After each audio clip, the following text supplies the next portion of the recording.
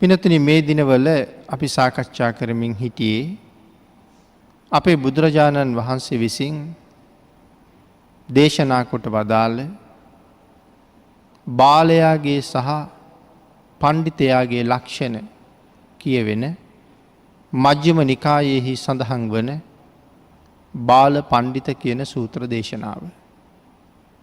මේ දේශනාව සූත්‍රයේ මුල් කරගෙන දේශනාවන් කීපයක් පහුගිය දවස්වල ප්‍රචාරය කරවන්නට යෙදුණා. අවසාන දේශනාව අපි නතර කරන්නට යෙදුනේ මේ නිරයේ විඳින්න තියෙන දුක්ඛන්දරාවල් ගැන පැහැදිලි කරනකොට වේතරණි කියන නදිය ගැන විස්තර සඳහන් කරමින් තමයි පහුගිය දේශනාව නිමා කළේ. මේ බාලයාට මේ ජීවිතෙන් පස්සේ නිරයට ගිහිල්ලා විඳින්න සිද්ධ වෙන අප්‍රමාණ දුක්ඛන්දරාවල් තමයි පැහැදිලි කළේ. වේතරණියෙන් පස්සේ සඳහන් කරන්නේ වේතරණිය කියන්නේ ගඟක්. මේ ගඟේ අවුරුදු 1000 ගණන් දුක් විඳිනවා. ගඟ රැලි වලටත් කැපෙනවා. මේ ගඟේ නෙළුම් තියෙනවා. නෙළුම් වලටත් නෙළුම් කොළ වලටත් කැපෙනවා. එයින් බේරෙන්න කියලා යටට ගියහම අති භයානක ආයුධ පිහියා වගේ දේවල් යට තියෙනවා. ඒ දේවල් වලින් කැපෙනවා. කාශාර ජලය කියලා සඳහන් කළේ ඊ타ත්ම ලුණු රසයි කියලා සඳහන් කරනවා. ඒ වගේම මේ මුළු ගඟම දුන් දදා පැහෙනවා.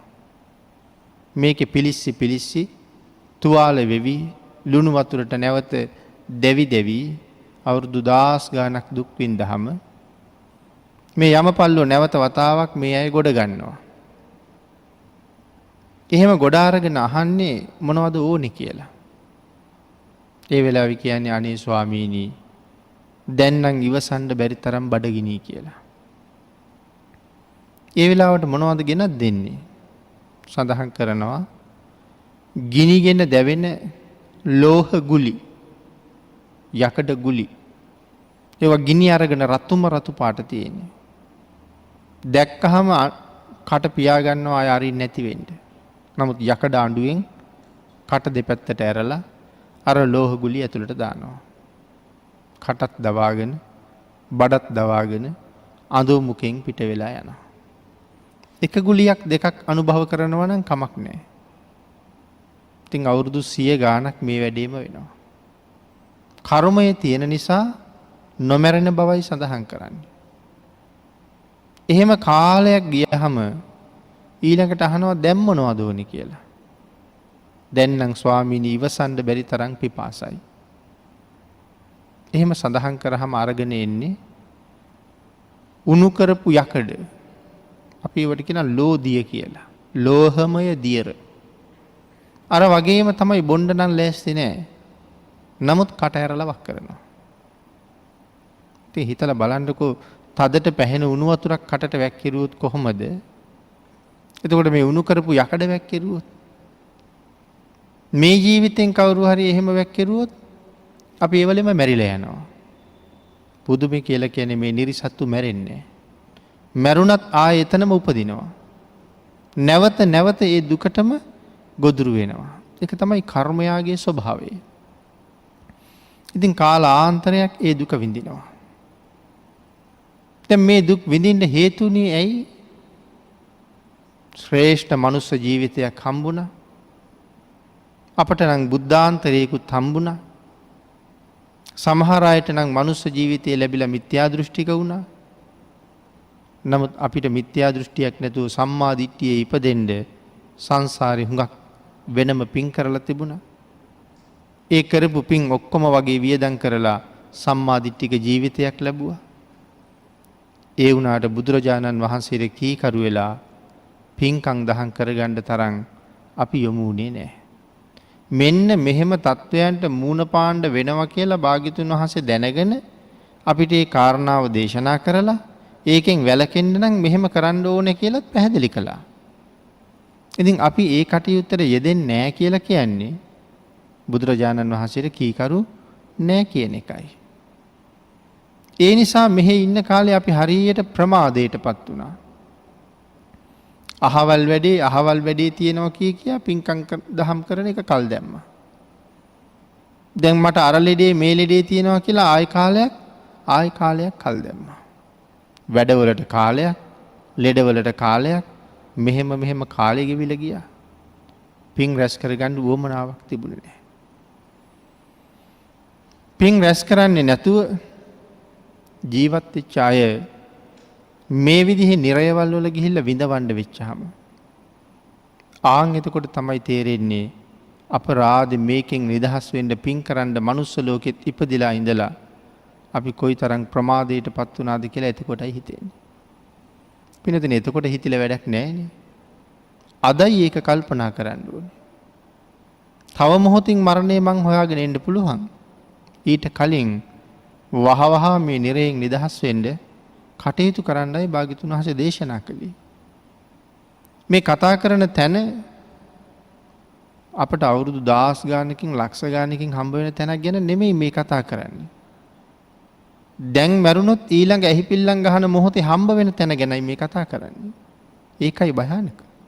දැන් මරුණොත් ඊළඟට යන්න තියෙන තැන හුඟක් අයට එහි නොයන අයත් ඉන්නවා. හැබැයි වැඩියෙන් ඉන්නේ එහි යන්න වෙන අය. ඒක ගැන නිතර කල්පනා කරන්න ඕනේ. මේ වාඩි වෙලා ඉන්න කොට්ටේ උඩ, අද නිදාගෙන ඉන්න ඇඳ උඩ, කෑම කන පුටුව උඩ, කාර්යාලේ තියෙන පුටුව උඩ, ඉස්කෝලේ පන්තියේදී එවලෙම මැරිලා වැටුණොත්, පාරේ හිටගෙන ඉන්නකොට වාහනයක් ඇවිල්ලා යට කරගෙන ගියොත් ඊළඟ නිමේෂයේ ප්‍රතිසන්දි ගන්න තියෙන තැන මේ. එහෙමනම් මොනතරම් අනතුරුදායක තැනකද අපි ඉන්නේ? ඒකෙන් ආරක්ෂා වෙන්නයි භාග්‍යතුන් වහන්සේ වහ අප්‍රමාදී වෙන්න කියලා දේශනා කළේ. ඊළඟට පින්නතේ තව නිරයක් තියෙනවා. ඒ නිරේ තියෙන්නේ බොල් අඟුරු. දැන් අපි දන්නවනේ ඔය බොල් කන්දකට ගිනි තියහම මේ බොල් ගොඩ දෙවි අඟුරු බහින හැටි. ආන්ගේ බොල් අඟුරු. මොකද මේ නිර්සත්තු අරගෙන යනකොට බොම් ලස්සන ගඟක් තියෙනවා. ඉවුර දෙපැත්තම කොළ පාට. හැම හාත්පසින් ගිනි අරන් තියෙන නිරයේ එහෙම තැනුත් දකින්න තියෙනවද කියලා හිතෙනවා. හරියට ෂේම භූමියක් වගේ. ඉවුරු දෙපැත්තේ හොඳට ගස් වැවිලා. ලස්සනට කොළ පාට තනකොළ වැවිලා. ගඟේ වතුර නිල් කැටේට පෑදිලා. මේ ගඟට අහවල් තැනින් බැස්ස හැකි, අහවල් තැනින් බහින්න බෑ කියන තැනක් නැහැ. හැම තැනින්ම ගඟට බහින්න පුළුවන්. අවුරුදු කෝටි ගණන් දුක් විඳින නිරිසත්තු කාලත් නැහැ, බීලත් නැහැ. හරිම පිපාසයි. මේ නිල් පාට ජල ධාරාව දැක්කහම ඒ පිපාසය තව දෙගුණ තෙගුණ වෙනවා. ඒ හින්දා දූවගෙන ගිහිල්ලා ගඟට පයින්නවා. හැබැයි මේගොල්ලෝ ගඟට බහිනකොටම මොකද වෙන්නේ? ජල තලයේ වටේට තිබිච්ච සුදු පාට වැලි ගිනි ගන්න පටන් ගන්නවා. අර කොළ පාට යූර සහ ගස් ඔක්කොම ගිනි ගන්න පටන් ගන්නවා. මේ ගින්දර නිසා අර වතුර වේගෙන් වේලෙන්න පටන් ගන්නවා. වතුර වේලිලා ගිහිල්ලා මොනවද ඉතුරු වෙන්නේ? ඒ වතුර වේලිලා ගියහම තමයි බොල් අඟුරු ඉතුරු වෙන්නේ. දැන් පැන්නේ පිපාසය නිසානේ. පිපාසය ඊටාම උත්සන්නයි. ඒ හින්දා විකාර වුණා වගේ අර බොල් අඟුරු දෝතින් අරගෙන කටේ දා ගන්නවා. මේ කාරණාව දැකලා නිමි රජුරු මාතලී දිව්‍ය පුත්‍රයාගෙන් අහනවා, මාතලී ඇයි මිනිස්සු අර බොල් අඟුරු බොන්නේ කියලා? ඇයි නිරිසත්තු එහෙම කරන්නේ? ස්වාමීනි, මනුස්ස ලෝකේ ඉන්න කාලේ හොඳ වී වලට බොල් වී කලවම් කරලා විකුණපු අය. හොඳ වී එක්ක බොල් වී කලවම් කරලා දුන්න අය. මේ හම්බ වෙන අනුරූප විපාක. ඉතින් එතකොට අනුන්ගේ කුඹුරක් අඳේට වැඩ කරනකොට අඳ කුද ගෙවන්න ගියහම සමහරලාට පූජා භූමිය වල ඉඩ කඩන් වැඩ කරලා එව්වා පූජාව සඳහා වෙන් කරන්න තියෙන කොටස් වෙන් කරන්න ගියහම සමහරලාට හොඳම ටික අපිට බොල් සහිත කොටස අඳ ගෙවන්න. එහෙම වෙච්චහම හම්බ වෙන විපාක.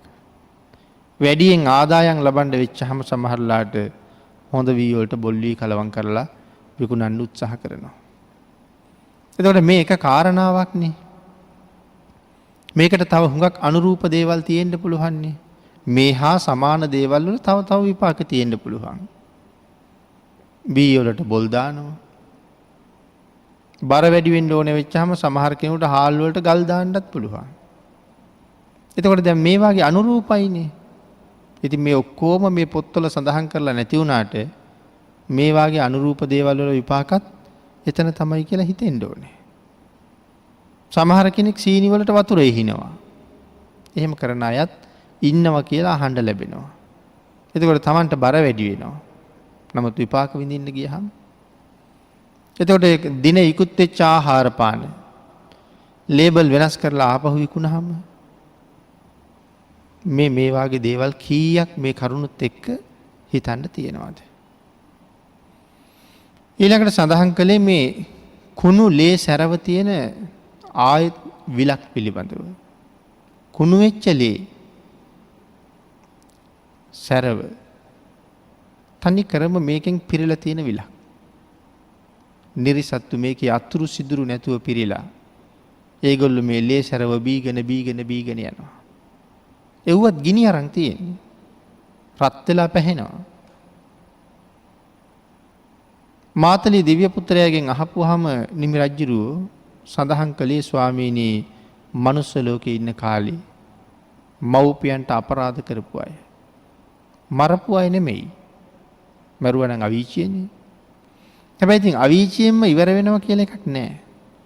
සමහරලාට මෙතන මරපු අයත් ඉන්නවා. අවීචියේ දුක් විඳලා ඒකෙන් පස්සේ ආයෙත් අනුනිරේවල් වලට නෙවැටෙන්නේ. එහෙනම් මව්පියන්ට අපරාධ කරපු අය. පූජා සත්කාරයන්ට සුදුසු ශ්‍රමණ බ්‍රාහ්මණයින්ට අපරාධ කරපු අය මේ නිරේවල් වල දුක් විඳිනවා කියලා සඳහන් කරනවා. මේ එක කාරණාවක් දෙකක් විතරයි. ওই සිද්ධිය නිසා විතරක් නෙමෙයි මේ නිරේට යන්නේ. තව බොහෝ කාරණා තියෙනවා. මේ සිද්ධිය දෙකක් තමයි පැහැදිලි කරන්නේ. ඊළඟට තියෙන තනිකරම ගිනි අඟුරු වලක්. ඒක සම්පූර්ණ අඟුරු වලින් පිරීලා. යමපල්ලු කරන්නේ නිරිසත්තුන්ගේ කකුල් දෙකෙන් අල්ල ගන්නවා. අර මඩේ ඉන්නක් හිටවනවා වගේ එක පාරම අඟුරු වලේ අනිනවා ඔළුව. සඳහන් කරනවා එහෙම ඇන්නහම ඉන්න දක්වා අඟුරු වල යට යනවා කියලා. ඉන දක්වා අඟුරු වල යට ගිහිල්ලා කකුල් දෙක උඩට උස්සගෙන ඉන්නවා. අවුරුදු 100 ගණන් 1000 ගණන් පිච්චෙනවා. දුම් නැග්ගෙමින් දෙවෙනවා. මෙරි උපදිනවා. නිදහසක් නැහැ. මේ තවත් නිරයක් ගැන සඳහන් කරපු හැටි.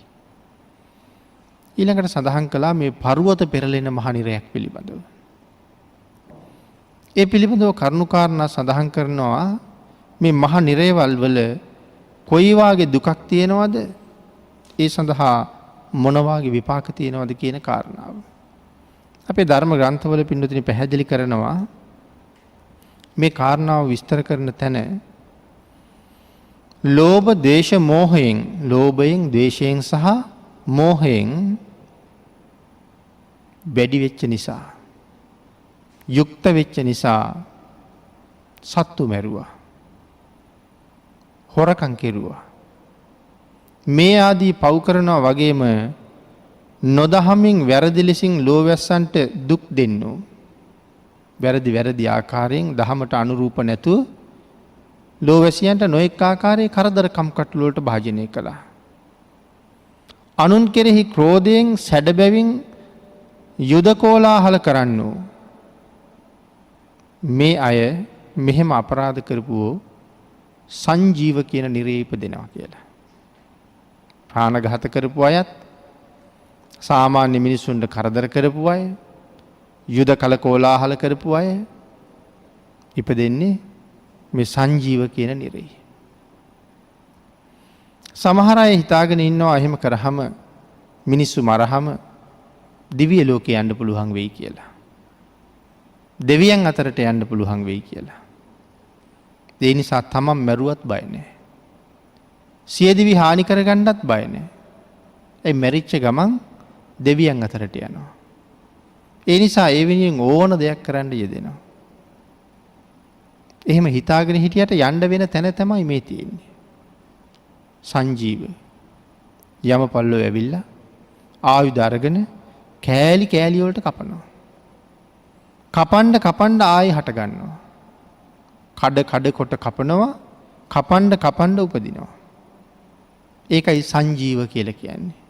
ආයෙ පණේනවා. මේ මහා නිරේවල් වල පළවෙනි එක. මහා නිරේවල් 8යිනේ. සංජීව කියන්නේ පළවෙනි එක. එතකොට සංජීවයේ උපදින්න හේතු වෙන්නේ මොනවා කරාමද? ප්‍රාණඝාත කරාම. මදුරුවා මැරුවත්, අලියෙක් මැරුවත් සංජීවයේම උරුමයි. අපි දැන් සමහර වෙලාවට කෑ ගහනවා හරියට මේ හරක් මරනවා. ඒ වගේ දේවල් වලට අපි හරි විරුද්ධයිනේ. සත්තු මරණ එකට විරුද්ධ වෙන එක හොඳයි. හැබැයි ඉතින් හරකෙක් මැරුවහම විතරක් නෙමෙයි මදුරුවෙක් මැරුවත් යන්න තියෙන්නේ මෙතෙන්ටම තමයි. ඒ හින්දා ඒ කාරණාවත් අපි කල්පනා කරන්න ඕනේ. සංජීව. නිකන් ඉන්න මිනිසුන්ට ගහනවා, බනිනවා, හිරිහැර කරනවා, ගෙවල් දොරවල් කඩලා දානවා. එහෙම අයට උරුම වෙන්නේ මේ තැන බව මෙතන සඳහන් කරනවා. යුද්ධ කලකෝලාහල කරන්නොත් මේ තැනටම අයිති වෙන බව සඳහන් කරනවා. ඉතින් මේ තැන විතරක් නෙමෙයි අයිති, මේ එක තැනක්. සංජීවයේ පළවෙනි නිරය. ඊළඟට දෙවෙනි නිරය කාල සූත්‍රය. නිරිසත්තු හරි ලොකුයි. ගව් ගානක් උසයි. ගව් 3-4ක්වත් උසයි. පළලයි.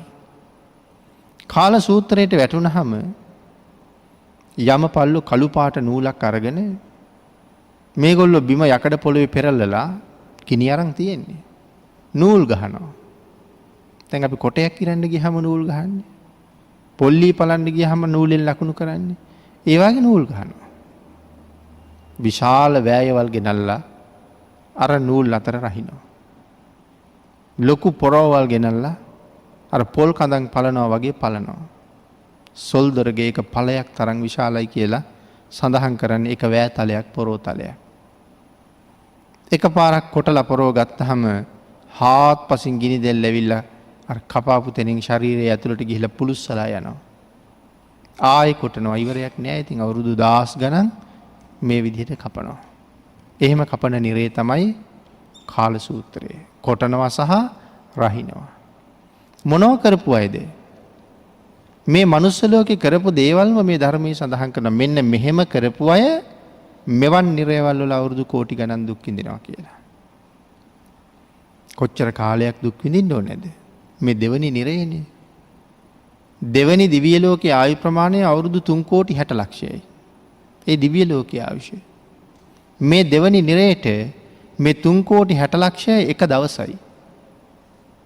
3 කෝටි 60 ලක්ෂය එව්වා 30ක් ගියහම මාසයයි. 3 කෝටි 60 ලක්ෂය එව්වා 360ක් විතර ගියහම අවුරුද්දයි. 3 කෝටි 60 ලක්ෂය එව්වා 360ක් විතර වුණාම අවුරුද්දයි. ආන් ඒ වාගේ අවුරුදු 1000ක් මේ නිරේට අවශ්‍ය තියෙනවා. මොනවා කරපු අයද? මව්පියන්ට, ගුරුවරුන්ට, කුලේ වැඩිහිටියන්ට, දුගී මගී යාචකයන්ට අපරාධ කරන්නෝ සහ බොරු කියන්නෝ කාල සූත්‍රෙහි උපදිනවා කියලා කියන්නේ. අද නම් මොකක් හරි දෙයක් කියවිච්චහම යන්තමට මග අරින්න වෙච්ච ගමන් කියන්නේ බොරුවක්. මේ කාරණාවෙන් පේනවා ප්‍රාණඝාතයට වඩා හුඟක් භයානක තැනයි බොරුව තියෙන්නේ කියලා. නමුත් අපි හිතාගෙන ඉන්නේ ඒවා ඒ තරම්ම භයානක නැතුව ඇති කියලා. නැතිනම් බුදුරජාණන් වහන්සේ දේශනා කරනවාද? සර්වඥතා ඥාණයෙන් දැකලා අනුකම්පාවෙන් මේ කරුණ පැහැදිලි කරන්නේ. එහෙනම් මේ දේවල් අහලා හිතන්න ඕනේ තවත් විහිළුවකටවත් බොරුවක් කියනවද කියලා. අර තරම් දීර්ඝ කාලයක් පැහෙන්න ඕනේ නම් තව තවත් ඉස්සරහට බොරු කියාගෙන ගියාට කමක් නැහැ. මේක තමයි අනුරූප විපාකය. එහෙනම් කොච්චර බය වෙන්න ඕනේද? ඊළඟ මොහොතේ මැරිලා යන්න තියෙන තැන මෙතන නම් මෙතෙක් කියාපු බොරු කන්දරාවල් මතක් වෙනකොට අපිට බය හිතෙනවා. හැබැයි බුදු පියාණන් වහන්සේ තරම් මහා කාරුණික ශාස්ත්‍රවරේ මේ ලෝකෙ වෙන පහළ වුණේ නෑ. ආන් ඒ නිසා දේශනා කළේ මේ කරුණු දැනගත්තාම අදවත් පටන් ගන්න. ස්වාමීනි භාග්‍යතුන් වහන්සේ දිවි හිමියෙන් අය නම් බොරු කියන්නේ. මැරුවත් බොරු කියන්නේ නැහැ කියලා පොරොන්දු වෙන්නේ ඒකනේ. දිවි හිමියෙන් කියලා කිව්වේ මගේ ජීවිතේ නැති කලත් බොරුවක් නම් කියන්නේ. මොකද ඒ බොරුව කියලා ජීවිතේ බේරගන්න බෑනේ. කවදා හරි දවසක ඒත් මැරෙන්න එපේ. එහෙම මැරිලා යන්න තියෙන්නේ මෙහෙම තැනකට නම් බොරු කියන එකේ තේරුමක් නැහැ. බොරු නොකිය ඉඳලා මැරිලා සුගතියක ගිහිල්ලා උපදින්න පුළුවන්. ඒ හින්දා පෙරත් කෙරිලා ඇති. අද පොරොන්දු වෙන්න හරියට. ධර්මයේ සඳහන් කළේ ඒකනේ. හරියට තෙරුවන් සරණ ගිහිල්ලා අද පොරොන්දුනොත් දිවි හිමියෙන් මම මේ සිල්පද පහ උල්ලංඝනය කරන්නේ නැහැ කියලා. ඊළඟ තප්පරේ මැරුණොත් නිරයෙන් බේරන්න තරම් ඒ කුසලයට මහ ලොකු හැකියාවක් තියෙනවා. ඒකේ තරම්ම බලවත්නේ. එහෙම බලවත් මහ කුසල කර්ම ලෝකේ තියෙනවා. දැන් අපේ පින්නතුන් සමහර පින්කම් ගැන අහලා ඇති. කෙනෙක් සමහර පින්කමක් කරාම මෙච්චර කාලයක් සක්විති වුණා. මෙච්චර කාලයක් මුලින් තියෙන්නේ දෙව්ලොව හිටියා, බඹලොව හිටියා. ඊට පස්සේ මෙච්චර කාලයක් සක්විති වුණා. මෙච්චර කාලයක් ප්‍රදේශ රාජ සම්පත්තිය දැරුවා. අන් ඒ වගේ කරුණු පැහැදිලි කරනවානේ සමහර පින්කම් ගැන කියනකොට. එතකොට සක්විති රජෙක් වෙන්න පාරමිතා පුරන්න ඕනේ. දැන් එතකොට පාරමිතා පුරන්නේ නැතුවද මේ සක්විති වුණා කියලා කියන්නේ? ආන් ඒ පාරමිතාවල තියෙන ශක්තියත් එකතු කරගන්න පුළුවන් තරම් ශ්‍රේෂ්ඨයි ඒ කරලා තියෙන පින්කම. ඒකයි එහෙම සඳහන් කරන්නේ. දැන් සමහර දෙවිවරු ඒ දෙවිවරු ගාවට ගිහිල්ලා මුගලන් මහරහතන් වහන්සේ වගේ කරුණු අහපුවාම සමහර දිව්‍යාංගනාවෝ තමන් කරපු කුසල කර්මය කියන්නේ ලැජ්ජ වුණා. කියන්නේ නැතුව හිටියා, බිම් බලාගෙන හිටියා. නමුත් රහතන් වහන්සේ නමක් අහනකොට උත්තර නොදී ඉන්න බෑ. තුන් පාරක් අහනකම් කොහොමවත් ඉන්නේ නැහැ. ඒ හින්දා සමහර අය බිම් බලාගෙනම කීවේ අනේ ස්වාමීනි මම මනුස්ස ලෝකේ හිටපු කාලේ හරි දුප්පත්. මට දෙන්න තරම් ලොකුවට දෙයක් තිබුණේ නැහැ. මං එදා පූජා කෙරුවේ කැකිරි ගෙඩියක්. සමහර දිව්‍යාංගනාවක් කියනවා මම පූජා කළේ තිඹිරි ගෙඩියක්. මුගලන් මහරහතන් වහන්සේ මනුස්ස ලෝකේ ඇවිල්ලා මේ කරුණු කියනවා. කැකිරි ගෙඩියක් තිඹිරි ගෙඩියක් පූජා කරලත් දිව්‍ය ලෝකෙ ගිහිල්ලා. දැන් එතකොට අපේ අයටත් හිතෙනවද එහෙනම් මේ ලක්ෂ ගණන් වියදම් කරලා මහදන් දෙන්නේ මොකටද? අපිටත් කැකිරි තිඹිරි පූජා කරාම මදිද කියලා? එහෙම කරන්න බෑ. ඇයි? සංසාරේ පුරාගත්ත පාරමිතා තියෙන්න ඕනේ. ඒ පින්කමට එකතු වෙන්න ගියාම ලෝභය, ද්වේෂය, මෝහය නැති කරගෙන අප්‍රමාණ සීලයෙන් පෝෂණය වෙලා ඒ පින් කරලා තියෙන්නේ. ඒ හින්දා අපි හිතන්න එපා මේ පන්සිල්වත් සමහරලාට නැති කෙනෙකුට ඒ දේ කරන්න පුළුවන් වෙයි කියලා. ඔකට සරලව කාරණාවක් කිව්වොත් මේ අපේ රටේ හිටපු අර සනත් ජයසූරිය කියලා ක්‍රීඩකයෙක්. ඔහු ජාත්‍යන්තර ක්‍රීඩා පිටියට ගිහිල්ලා පන්දුවට පහර දෙන පිත්ත අරගෙන ඔහු කරපු වැඩේ ඔබයි මමයි ඒ ක්‍රීඩා පිටියට ගියොත් අපිට කරන්න පුළුවන්ද? සමහරලාට අර බෝලේ ඇඟේ වැදිලා මැරිලා වැටෙන එකයි අපිට වෙන්නේ. එයාට කරන්න පුළුවන් වෙච්ච දේ අපිට කරන්න බෑනේ. එයා ඒක පිළිබඳව පුදුමාකාර පුහුණුවක් ලැබලා හිටියා. එහෙනම් අර කැකිරි තිඹිරි පූජා කරපු අය ඒගොල්ලෝ සංසාරේ හොඳට පින්කමක් හරියට කරන්න හිත දියුණු කරගෙන හිටියා. එදා දුප්පත් වෙලා හිටියට. ඒ හින්දා මේ වාගේ කරුණු අහලා කවුරුවත් හිතන්න එපා මේ ස්වල්ප දෙයක් දීලා අපිටත් පුළුවන් වෙයි කියලා. පුරුදු කරන්න ඕනේ. සිල් රකින්න ඕනේ. පාරමිතා දියුණු කරන්න ඕනේ. එහෙම කරලා එතන ගිහින් තියෙන්නේ. මනුස්ස ලෝකේ ඉඳගෙන කොච්චර දේවල් කරගන්න පුළුවන්ද?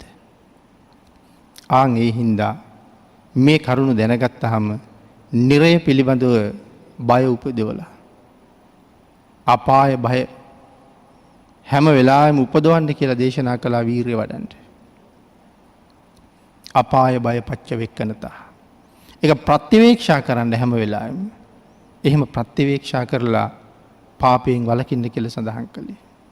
මේ දෙවනි අපාය. තුන්වෙනි අපාය. පළවෙනි එක සංජීවය, දෙක කාලසූත්‍රය, තුන සංඝාතය. මේ සංඝාතයේ මොනව වෙනවා කියලාද කියන්නේ? සංඝාතයේ පෙරලෙන්නේ ගිනිගෙන දිලිසෙන මහ විශාල පර්වත. ඒක ගිනි අරන් තියෙන්නේ. අති දැවැන්ත පර්වත. යදුන් ගානක් දිගයි. යදුන් ගානක් උසයි. තනිකරම ගිනි කඳක්. ඒව පෙරලි පෙරලි එනවා. නිරිසත්තු තැලිලා පොඩි වෙනවා කියන එකේ සීමාවක් නැහැ. හිතන්නකෝ අපි තැනක වැටිලා ඉන්නකොට අර පාර තලන ගල් රෝලයක් එනවා.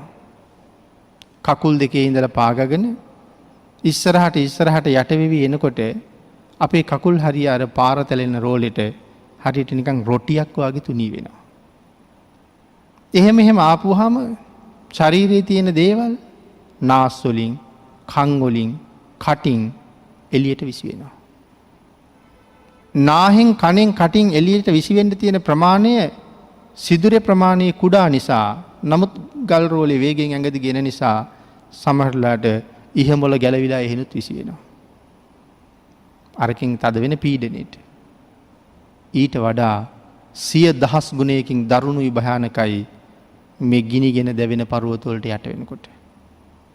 නිකන් අර යමක් මිරිකලා අනිත් පැත්තෙන් ඉස්මායින් කරනවා වගේ මේ පර්වත වලට යට වෙනකොට. සංඝාතය. ඉතින් මේ නිරේ අවුරුදු කෝටි ගණන් දුක් විඳිනවා. තුන්වෙනි දිව්‍ය ලෝකයේ ආයු ප්‍රමාණය කොච්චරක් කියලාද අපි අහන්නේ? 14 කෝටි 40 ලක්ෂයයි. මේ සංඝාත නිරේට මේ 14 කෝටි 40 ලක්ෂය එක දවසයි. 14 කෝටි 40 ලක්ෂය වුණා 360ක් එක අවුරුද්දයි. මේ නිරේ ආයු කාලය අවුරුදු 2000යි. එවන් අවුරුදු 2000ක් මේ අපේ අවුරුදු 2000ක් එවන් අවුරුදු 2000ක්. ඉතින් මේ පර්වත වලින් තැලි දුක් විඳිනවා. මේ මොනව කරපු අයද කියලා සඳහන් කරනවා. බොරු සාක්කි සපයන්නෝ මේ නිරේ උපදිනවා. ඊළඟට සඳහන් කරනවා හොර වෙළඳාම් කරන්නෝ. ඊළඟට සඳහන් කරනවා ඉන්ද්‍රජාල මායාකාරයෝ මේ නිරවැල් වල උපදිනවා. විශේෂයෙන් මේ නිරේ ඉපදෙන හැටියට සඳහන් කරන්නේ මුලින් සඳහන් කරපු පිරිස නෙමෙයි. මෙහි සඳහන් කරන්නේ අත්පා දඬු මුගුරින් අනුනට පහර දෙන්නෝ. අතින් පයින් දඬු මුගුරු වලින් අනික් අයට ගහනවා. නිරපරාධ මිනිසුන්ට පහර දෙනවා. අන් එහෙම අය. ඊළඟට සඳහන් කරනවා මේ ඇත්තු, අස්සයෝ, ගොන්, මීහරක් ආදී සතුන්ට විවිධාකාර දුක් දෙන අය. ඔය ඇත්තු, අලියෝ වගේ සත්තුන්ගෙන් වැඩ ගන්න ගියහම හරියට ගහනවා. සමහරලාට ඔසවන්න බැරි ගල්, ගොඩ ගන්න බැරි කොට ඒගොල්ලෝ ලව්ව අද්දවනවා. සමහරලාට ඒ කොටේ උස්සන්න බෑ. අලියෙකුට උනත් බැරි කොට තියෙනවා. නමුත් අර මිනිහාගේ අතේ තියෙනවා අර හෙන්ඩුව කියන යකඩ උල. උස්සන්න නැත්තම් ඒකෙන් අයින්නවා. බැරි වීරියක් දාලා උත්සන්න හදනවා. මල මුත්‍රා දෙකම පිට වෙනවා. නමුත් අර වේදනාවට බයයි උස්සන්න උත්සාහ කරනවා. අපි හිතාගෙන ඉන්නවා අලියැත්තු බොහොම සැපට ඇති කියලා. නමුත් දුක් විඳින තරම් දැක්කහම තමයි තිරිසං අපාය කොහොමද කියලා හිතෙන්නේ. හරකුන්ගෙන් වැඩ ගන්න ගියහම මේ ගොන් වාගේ සත්තු කරත්තවල බැඳලා වැඩ ගන්න ගියහම සමහර කරත්තවල බැඳහම සමහර ගොන් ඒක අදින්නේ දන බිම තියලා. අදින්න බෑ එහෙම. නියරවල් වල, ඇගිලි වල, ඇලවල් වල, වලවල් වල ඉතින් අදින්න නැතිකොට කෙවිතක් අතේ තියාගෙන කොච්චරවත් පහර දෙනවා. ඒ ගුටියට බයේ තමයි දන බිම තියලා අදින්නේ. බැරි බරක් පටවලා. තිරිසං අපායේ ඉපදිලා ඒ සතා විඳින්නෙත් මහ පුදුම දුකක්. එයත් සංසාරේ කරපු කර්මයක්. ඒ කර්මකාරය නිසා ශ්‍රේෂ්ඨ උතුම් මනුෂ්‍ය ජීවිතය ලබාගත් අයත් බාල බව නිසා හරියට කරුම රැස් කරනවා. සමහර අය ඔය හරක් වාගේ සත්තු හදනවා. කිරි හරක් වාගේ හදනවා. ඉතින් සමහර හරක් ලෙහෙපුවාම දුවනවා. ඇති උදේ ඉඳලා රෑ වෙනකන් ගහේ බැඳලාන්නේ. ඉතින් ඒකත් දුවලා පැනලා දඟලන්න සමහරලාට හරි කැමතියි. දුවන නිසා පාලනය කරන පුද්ගලයා හරි අකමැතියි. සමහර අය දීවා කියලා කෙටි කරලා බැඳගෙන ගහනවා. ගැට ගැට පොළු වලින් ගහනවා. හතරැස් පොළු වලින් ගහනවා. කටු තියෙන පොළු වලින් ගහනවා. දඬුවම් කරනවා අය දුවන්නේ නැති වෙන්න. කෑම වතුර දෙන්නේ නැතුව බැඳලා තියෙනවා. කෑම වතුර දෙන්නේ නැතුව බැඳලා තියෙනවා. හැබැයි උදේට භාජන ටික අරගෙන කිරි ගන්න යනවා. ආන් එහෙම අයට සංඝහතේ වාගේ නිරේවල් උරුමයි. ඊළඟට සඳහන් කරනවා මේ බොරු පොරොන්දු දීලා ජනතාව රවට්ටවන අය මේ වාගේ නිරේවල් වල උපදිනවා කියලා. බොරු පොරොන්දු දීලා. ඉතින් මේ අපිම කරගන්න හේතු. ඊළඟ නිරේ තමයි පින්නතුනි මෙතන සඳහන් කරන්නේ රෞරවය පිළිබඳව. රෞරවය මොනතරම් දුක් සහිතද කියන කාරණාව සිහිපත් කරනවා. මේ නව දොරින් අපේ ශරීරයේ දොරටු 9ක් පිළිබඳව සඳහන් කළා. නිරන්තරයෙන් විවෘත වෙලා තියෙන. මේ දොරවල් 9ෙන්ම ගින්දර ඇතුල් වෙනවා ඇතුළට. ඉතින් කොහොමද කියන කාරණාව මෙහෙම වචනෙන් කියවට තේරෙන්නේ නැහැ. හදිසියේ නාන වෙලාවකවත් නහයෙන් වතුර ටිකක් ඇතුළට ගියොත් මොලේ ඉඳලා දාගෙන ගිහිල්ලා ඔළුවේ ඉඳලා දාගෙන ඉඳලා ඇස් දිහාට පවා ඒ වේදනාව පැතිරිලා ගිහිල්ලා කැස්සක් හැදිලා අපි විඳින වේදනාව අපි දන්නවා මේ වතුර ටිකක් ගිහිල්ලා. මේ දොරවල් 9ෙන්ම මේ ශරීරයේ ගින්දර ඇතුල් වෙන්න පටන් ගත්තාම නිරයේ ගින්දර කොහොමද කියන කාරණාව මිගලන්තික පිළිබඳව කාරණාව විස්තර කරනකොට මේ දේශනා මාලාවේ මුලින් සාකච්ඡා කළා. නිරා ගින්දරත් එක්ක කල්පනා කරනකොට අපේ ගින්දර හරියට අයිස් වගේ. ඒ තරම් භයානකයි නිරේ ගින්දර. එවන් ගින්නක් නව දොරින් ශරීරයේ ඇතුළට ඇතුල් වෙලා ඇතුළතින් පුච්චෙනවා. මේ තමයි මේ නිරේ තියෙන ප්‍රධාන දුක්ඛන්දයන්ගෙන් එකක්. එහෙමනම් ඒ තරම් මහ දුක් විඳින්නේ මොන හේතුව නිසාද කියලා සඳහන් කරනවා. අපි අර ඉස්සෙල්ලා සඳහන් කළේ බොරු සාක්ෂි කියන්නෝ, හොර වෙළඳාම් කරන්නෝ සහ ඉන්ද්‍රජාල මායාකාරයෝ. රෞරවය කියන නිරේ ඉපදිලා අනන්ත දුක් විඳිනවා. ඊළඟට සඳහන් කළේ පස්වෙනි නිරේ. ඒක සඳහන් කළා කොහොම දුකක් තියෙනවද? මේ රතු ලේවන් ගිනි දැල් ගින්දර හරියට රතු පාටයි ලේ වාගේ ගින්දර. ඒ ගින්දරම එකතු වෙලා පැහෙනවා. ගින්දරම පැහෙනවා. ඉතින් හිතා ගන්න බැරි මහ ගින්නක්. මේ ගින්නේ දැවෙනවා. මේක මහා රෞරවය. මොන දේවල් කරපු අයද මේක පැහෙනවා කියන්නේ? බුදුන් දහම් තුනුරුවන්ට නොයෙක් ආකාරයේ අකටයුතුකම් කරපු අය. විශේෂයෙන් තුනුරුවන් සතු ඉඩකඩම් ඇඳපුටු කොට්ටමෙට්ට ඇඳ ඇතිරිලි පාන් පඩික්කම් මේ හොරකම් කරපු අය. තුනුරුවන් සතු දේවල් හොරකම් කරපු අය මේ නිරයවල් වල විශේෂයෙන් දුක් විඳිනවා කියලා සඳහන් කරනවා. එහෙමනම් මේ සංඝ සතු දේවල් පරිහරණය කරනවා කියන එක කොයි තරම් භයානකද කියන කාරණාව ආපහු මෙනෙහි කරන්න ඕනේ. අතීත වැඩිහිටියෝ මුතුන් මිත්තෝ ඒ අය සමහර වෙලාවට කිව්වේ පන්සල් භූමියෙන් එළියට යනකොට පාද දෙක ගසා දාලා එන්න කියලා. ඒ පන්සලේ මිදුලේ පෑගිච්ච වැලි ඇටයක්වත් අරගෙන එන්න එපා කියලා. ඒකේ තරම් භයානකයි කියලා. අපිට වඩා ඒ අය ධර්මයේ තුල හිටියා. මේ කරුණ දැනගෙන හිටියා. ඒ හින්දා පරිස්සම් වුණා. කවදාවත් විහාරස්ථානයට ගිහිල්ලා අපිරිසිදු කරන්න උත්සාහ කළේ නෑ.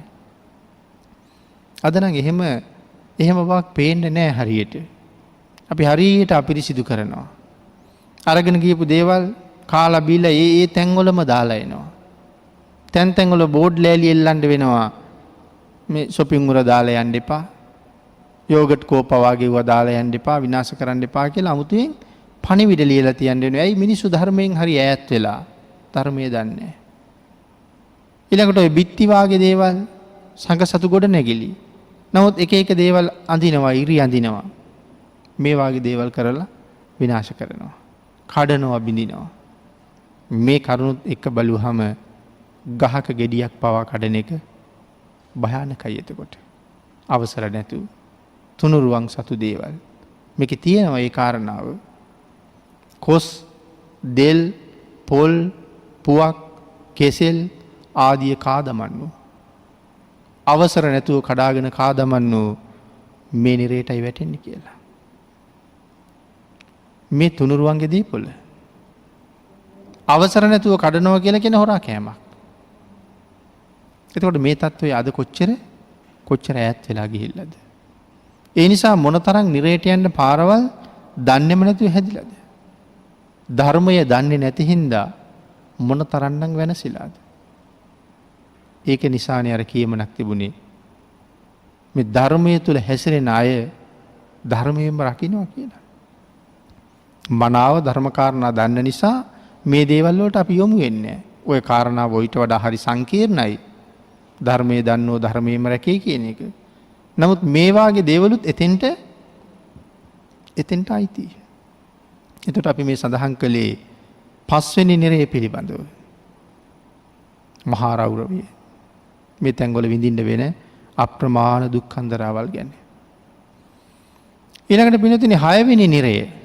6 වෙනි තියෙන නිරය සඳහන් කරනවා ගිනිගත් යකඩ පොළවේ නිරසත්තු බිම වැටිලා.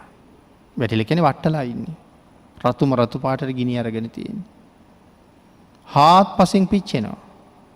මෙහෙම පිච්චි ඉන්නකොට යමපල්ලු ඇවිල්ලා ගිනිගත් යකඩ උල් වලින් අයින්නවා. එහාට මෙහාට යකඩ උලෙන් හැම තැනම ඇන වේදනා දෙනවා. ඒකත් ගිනි අරන් තියෙන්නේ. ඇන්නහම ඒකටත් පිච්චිලා දුන් නැගෙනවා.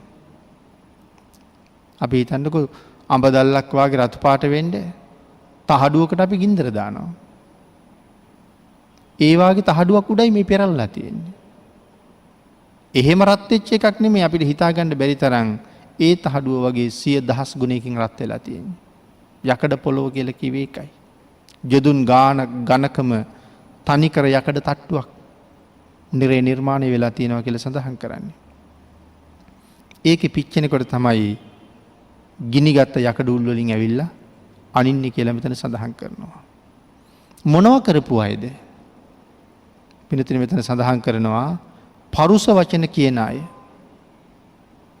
අනුන් වෙහෙසන අය, සතර අගතියෙන් බැඳී සිටින්නෝ, පින් පව් නැතැයි මිසදිටු ගත්තු. ඔය පින් කියනෙව්වා පව් කියනෙව්වා කවුද ගණන් ගන්නේ? අය එහෙම જાතියක් ලෝකේ තියෙන වෙයි. එහෙම කතා කරන අය ඉන්නවා. මිත්‍යා දෘෂ්ටි ගත්ත අය.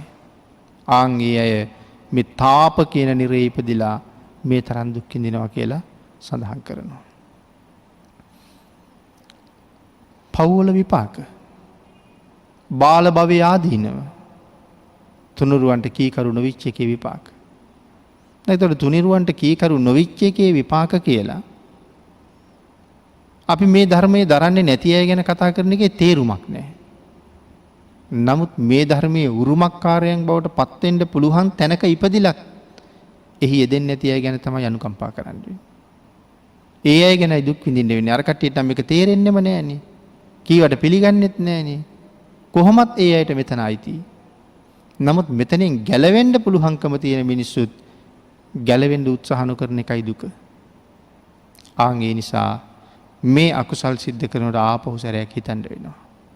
දිවි හිමියෙන් කියලා භාග්‍යතුන් වහන්සේ දේශනා කළේ මේ කාරණාව මෙච්චර භයානක නිසා. පින්නතුනි අද ධර්ම දේශනාවට තියෙන කාලේ නිමා වෙලා තියෙන නිසා මේ සූත්‍ර දේශනාව ඇසුරු කරගෙන කරන අද ධර්ම දේශනාව අපි මෙතනින් නිමා කරමු. ඊතුරු කාරණා ටික තවත් ධර්ම දේශනාවකින් සාකච්ඡා කිරීමේ බලාපොරොත්තු ඇතුව